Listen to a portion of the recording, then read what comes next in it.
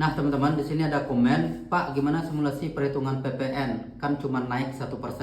Nah teman-teman, mari kita buat simulasi perhitungan PPN yang naik dari 11 ke 12%. Oke, di sini saya buatkan simulasi. Misalnya harga bahan baku Rp5.000. Kemudian kos produksinya 2.500. Ya, di sini teman-teman perhatikan PPN-nya 12%. Jadi dari bahan baku 5.000, 12% PPN-nya berarti PPN yang dibayarkan pabrik adalah Rp600. Kemudian ada kos produksi 2.500 sehingga harga modal pabrik ada 7.500. Di sini kita buat simulasi, pabrik mengambil keuntungan sebesar 33,33%. Kemudian kita bulatkan lebih kurang 2.500. Jadi harga jual pabrik ke distributor adalah 10.000. Kemudian PPN yang ditanggung pabrik adalah 10.000 kali 12%. Di sini berarti jumlahnya 1.200 ya. PPN yang ditagih ke distributor.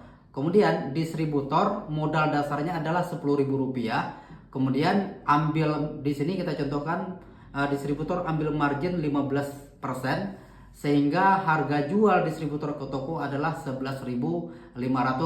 Kemudian dikenakan PPN 12%, jadinya total harga dasar plus PPN adalah Rp12.880. Kemudian di tingkat toko, harga modal toko ya, karena tokonya tidak memungut PPN, maka harga modal toko adalah harga dasar dari distributor plus PPN. Sehingga di sini harga dasar toko adalah Rp12.880. Kemudian toko di sini mengambil margin, kita asumsikan juga 15%, sehingga harga jual ke konsumen adalah Rp14.812, teman-teman. Nah, bagaimana kalau PPN dengan tarif sebelumnya? Coba kita buatkan PPN tarif sebelumnya 11%. Di sini dengan tarif 11% ya, berarti selisih pajak antara PPN 11% dengan 12% dengan asumsi ataupun simulasi perhitungan ini adalah perbedaannya Rp132,25. Nah, teman-teman, yang jadi permasalahan sekarang adalah apakah nanti pada prakteknya di tingkat pabrik ya kan, kemudian distributor sampai dengan pengecer, mereka tidak melakukan kenaikan margin mereka.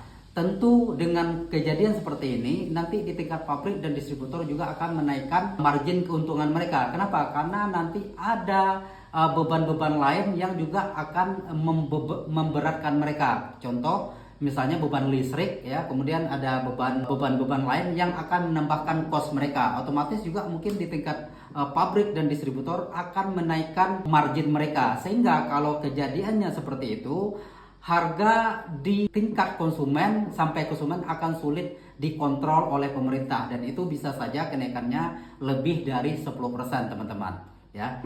Nah, kalau teman-teman setuju dengan pendapat kita, silakan, ataupun punya pendapat lain silakan komen.